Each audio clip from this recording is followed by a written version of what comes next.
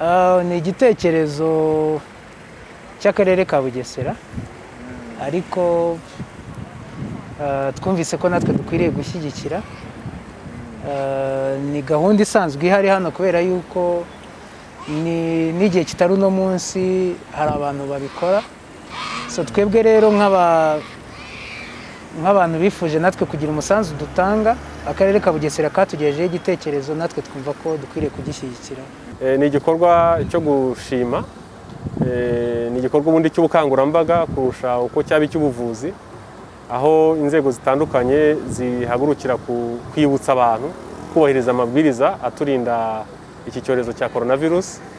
Kuba rero uyu munsi twabonye abahanzi bibumbiye muri Kina Music, navuga ko bamwe n'abaturage b'akarere kacu bavuga bati natwe reka dushyireho akacu, dusobanure tubwire bagenzi bacu, ari urubyiruko, ari abadukurikira mu bihangano byacu, tubibutse ko iyi ndwara ihari kandi yica, kandi ko hari uburyo bwo kuyirinda. Ni igikorwa rero twashimye nk'ubuyobozi bw'akarere ka Bugesera. Ni gahunda isanzweho, ahubwo dukoranye n'ubuyobozi bw'akarere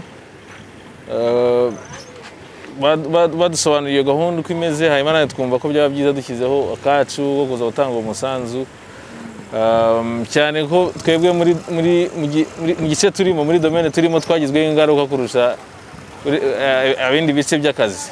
So ni ibintu twumva cyane no kurusha abandi nyirango.